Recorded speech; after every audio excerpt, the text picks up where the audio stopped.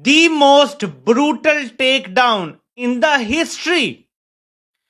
यूक्रेनी सदर के साथ जो अमेरिका के सदर और नायब सदर ने कर दिया है, पहली मर्तबा इस तरह की चीजें देखी गई और जो वीडियो सामने आई है वो बड़ी हौलनाक है। तो सोशल मीडिया जिसने ब्रेक कर दिया है वो है डोनाल्ड ट्रंप और प्रेसिडेंट ज़ेलेंस्की और जेडी वैंस की जो कन्वर्सेशन हुई है ओवल ऑफिस के अंदर। We gave you through this stupid president $350 billion.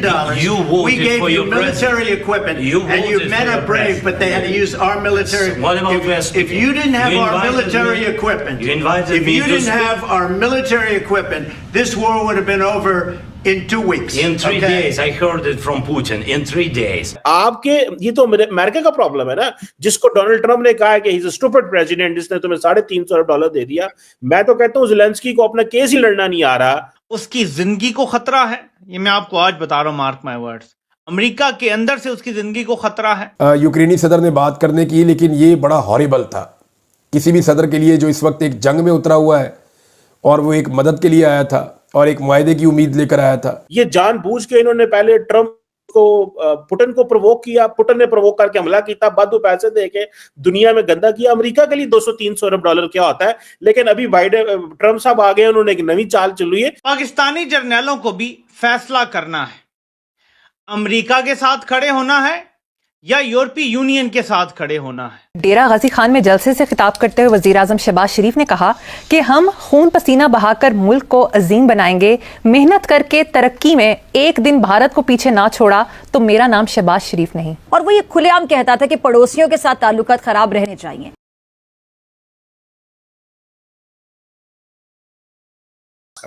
आज मैं सबसे ज्यादा दुखी हूं ये प्रेसिडेंट ज़ेलेंस्की की सिर्फ शक्ल देखकर। वो क्या, इसको देखा तो मुझे 3 लोग बड़े याद आए। As an American tax payer, मेरी इनके साथ जाती तो कोई दुश्मनी नहीं।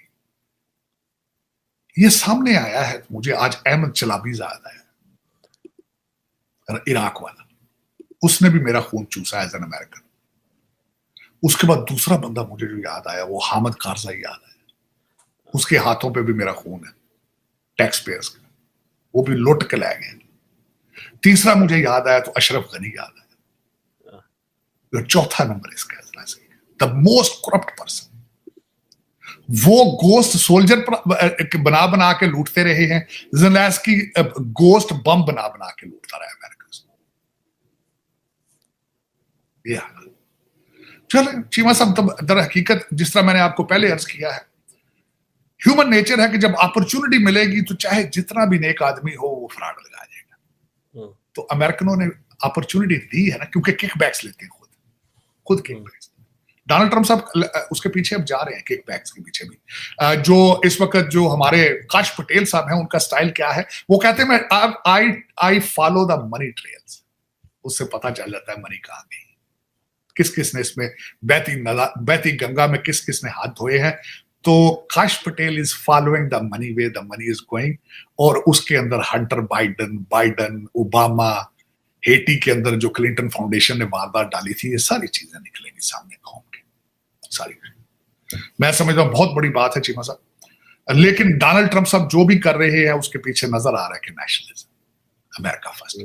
आज उनसे क्वेश्चन किया गया कि आप पुतिन के साथ अलाइंड हैं, उन्होंने कहा नहीं, I am aligned with America, I am aligned with the world, I am aligned for piece. Trump ने आज अपनी ताकत दिखा दी है कि मैं तुम्हारे सदर को भी बुला के यहां जलील कर सकता हूं और वो मेरे आगे ची ची तो कर सकता है, बोल नहीं सकता।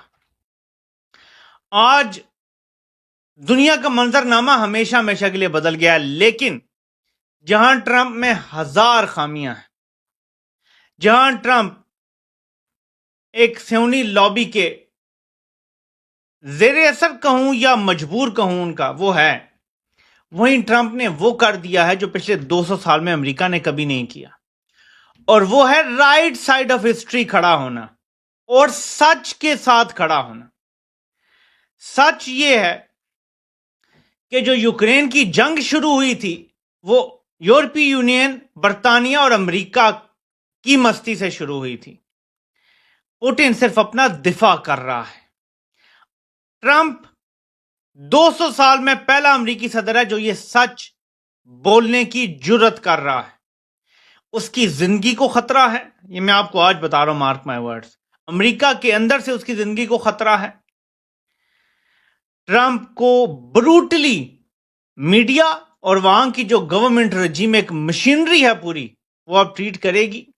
इस्टेब्लिशमेंट टूथ एंड नेल लड़ेगी इसके साथ, जो इसने आज कर दिया है। ज़ेलेंस्की अमेरिकी इस्टेब्लिशमेंट का बहुत बड़ा और बहुत पक्का मोरा है। यह जंग शुरू करवा के शाम को भी फतह किया गया है, जहां रूस ने पिछली बार जब फतह करने की कोशिश की गई थी, इंटरवीन करके और बशर अल असद को बचा लिया था। वो जैसा भी था वो उनका अपना मसला है, लेकिन अब जो कब्जा हो गया है वो बराह रास्त अमेरिका और इसराइल और यूरोप का हो गया है। यह है सूरत हाल मौजूदा। पहली मरतबा इस तरह की चीजें देखी गई और जो वीडियो सामने आई है वो बड़ी हौलनाक है। ट्रंप और यूक्रेनी सदर की मुलाकात यानी झगड़े जैसी सूरत हाल इख्तियार कर गई और यूक्रेन के सदर जो व्लादिमीर ज़ेलेंस्की हैं, उन्होंने व्हाइट हाउस में अमेरिकी सदर ट्रंप से मुलाकात की और इस मुलाकात पर मीडिया नुमाइंदों के सामने यूक्रेनी सदर की अमेरिकी सदर और नायब सदर से तकरार होती रही, जिसकी वीडियो कैमरों में महफूज हो गई। अमेरिकी सदर ट्रंप ने कहा कि आपका मुल्क जंग नहीं जीत रहा, आप हमारी वजह से इस जंग में सही सलामत निकल सकते हैं। अगर आपकी फ़ौज के पास हमारा दिया हुआ अस्करी साजो सामान ना होता तो ये जंग 2 हफ्तों में ही ख़त्म हो जाती। और जब यूक्रेनी सदर बात करना चाहते थे तो अमेरिकी सदर ने उनको बात करने से बार बार रोका, बल्कि ये भी कहा कि आप बहुत ज़्यादा बोलते हैं, क्योंकि यूक्रेनी सदर ने एक मौके पे कहा कि हमारे 30,000 बच्चे हैं, बंदे हैं वहाँ पे, वो अगवा करके ले गए रशियन।